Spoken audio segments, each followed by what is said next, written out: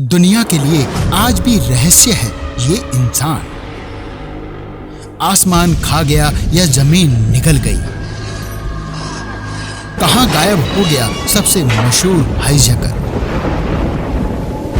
कहानी उस लुटेरे की जो उड़ते हुए प्लेन से गायब हो गया। नमस्कार दोस्तों, आप देख रहे हैं टीएनपी एक्सप्लोर और मैं हूं आपके साथ शालू सिंह। आपने धूम फिल्म तो देखी ही होगी।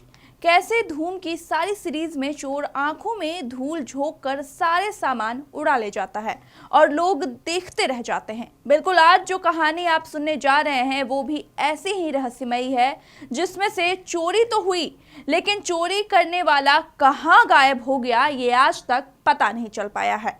तो दोस्तों, क्या आपने कभी ऐसा सुना है कि कोई इंसान उड़ते हवाई जहाज में बैठा हो और आसमान से ही गायब हो गया हो? अगर नहीं सुना है तो हम आपको बता दें कि ये कोई कहानी नहीं बल्कि हकीकत है। 48 साल पहले ऐसा अमेरिका में हो चुका है और वो रहस्यमय इंसान आज तक गायब ही है।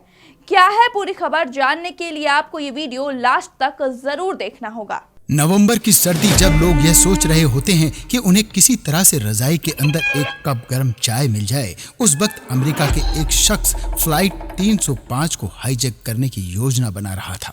यह योजना सिर्फ हाईजैक की नहीं थी, बल्कि इस बात की भी थी कि उड़ते प्लेन से कैसे गायब हुआ जाए कि अमेरिका की सबसे बड़ी जांच एजेंसी FBI भी अपना सर पीटने के अलावा कुछ न कर पाए। चलिए इस अनोखे प्लेन हाईजैक की कहानी आपको विस्तार से बताते हैं।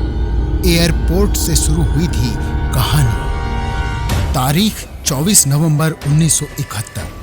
जगह अमेरिका का ओरेगन राज्य। दोपहर के वक्त यहाँ पोर्टलैंड में नॉर्थ वेस्ट ओरिएंट एयरलाइंस के काउंटर पर एक आदमी बिजनेस सूट, सफेद शर्ट और काली टाई पहने पहुँचता है। इस शख्स की उम्र करीब 40 से 50 साल के बीच रही होगी। देखने में शांत और बिल्कुल सभ्य। काउंटर पर बैठे व्यक्ति से इस शख्स ने सिएटल वाशिंगटन के लिए फ्लाइट 305 का एक तरफ का टिकट मांगा। टिकट खरीदते वक्त शख्स ने अपना नाम डैन कूपर बताया।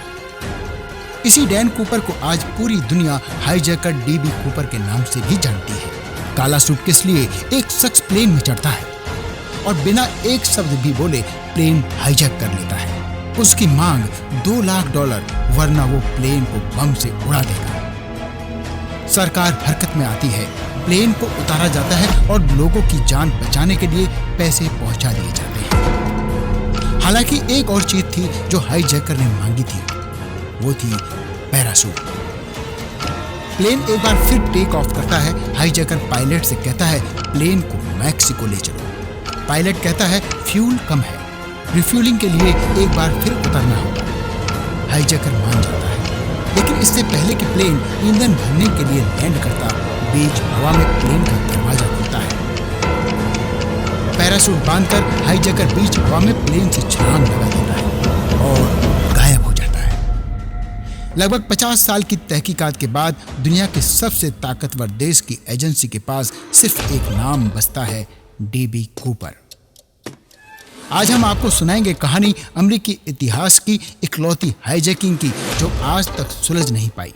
टिकट लेने के बाद DB कूपर फ्लाइट 305 में बैठ गया और फ्लाइट के टेक ऑफ का इंतजार करने लगा। इस दौरान कूपर ने एक ड्रिंक ऑर्डर की। उसने एयर होस्टेस से कहा कि उसे एक बर्बन विस्की सोडा के साथ चाहिए। अपनी ड्रिंक पीने के बाद दोपहर के करीब 3 बजे प्लेन आसमान में उड़ रहा था तो उसने एयर होस्टेस को एक पर्ची पकड़ी। इस पर्ची में लिखा था कि मेरे ब्रीफकेस में बम है और मैं चाहता हूं कि तुम मेरे पास बैठो। एयर होस्टेस यह पढ़कर घबरा गई थी और उसने वही किया जो उस पर्ची में लिखा था। एयर होस्टेस को अपने पास बिठाकर DB कूपर ने अपना ब्रीफकेस खोला। एयर होस्टेस को उस ब्रीफकेस में ढेर सारी तारें दिखाई दी और एक लाल रंग की स्ट्रिप। यह सब देखकर एयर होस्टेस की होश उड़ गई। फिर कूपर ने एयर होस्टेस से कहा कि वो जो मैं कह रहा हूँ उसे एक नोट में लिखो और कैप्टन के पास ले जाओ। एयर होस्टेस को दी पर्ची। एयर होस्टेस नोट लिखने के बाद उसे फ्लाइट कैप्टन के पास ले गई। इस नोट में कुछ चीजों की मांग की गई थी। इसमें 4 पैराशूट और $2 लाख की डिमांड की गई थी।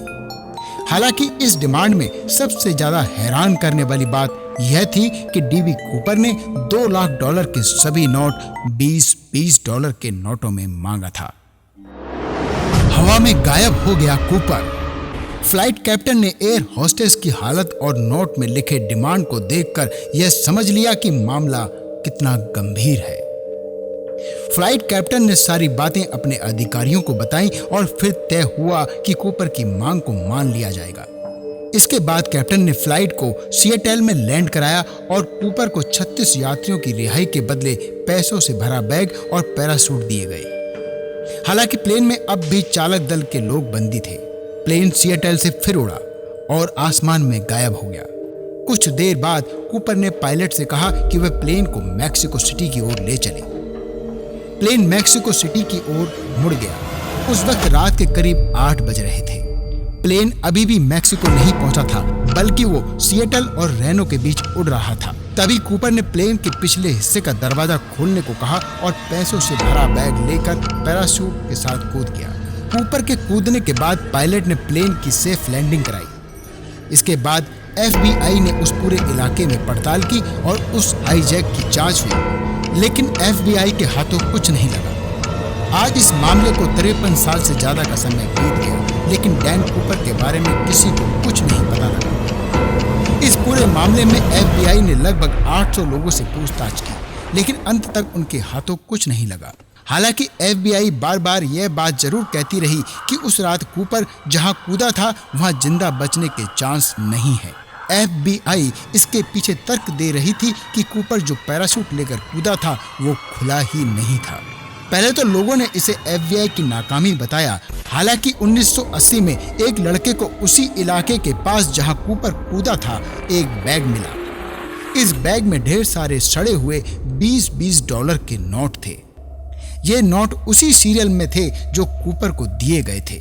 डीबी कूपर के भागने के बाद उसकी तलाश में एक बड़ी टीम जुट गई। कई सालों तक अमेरिकन खुफिया एजेंसी पूरे देश की खाक छानती रही, लेकिन कूपर और उसे दिए गए नोटों का कुछ पता नहीं चला। यह पहली बार था जब इस तरह की घटना हुई थी जिसमें एक अपराधी ने भागने के लिए पैराशूट का इस्तेमाल किया था। $2 लाख उस समय की मांगी गई तब की सबसे बड़ी फिरौती थी। सालों की जांच के बाद भी डीबी कूपर कौन था, कहां से आया था और कहां गायब हो गया, इन सब सवालों का जवाब आज तक किसी के पास नहीं है। तो आज के इस वीडियो में इतना ही। बाकी कैसे और रहस्यमय वीडियो के लिए देखते रहिए TNP एक्सप्लोर। TNP एक्सप्लोर ऐसी ही वीडियोज के लिए चैनल को लाइक करें, शेयर करें, सब्सक्राइब करें और बेल आइकॉन दबाना न भूलें।